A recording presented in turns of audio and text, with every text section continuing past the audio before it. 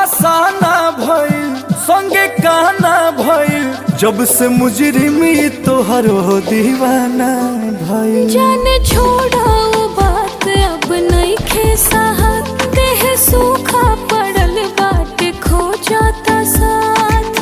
बेरी बेरी तू याद पुराना का कर लू ताजा, तय हो जाने दुनिया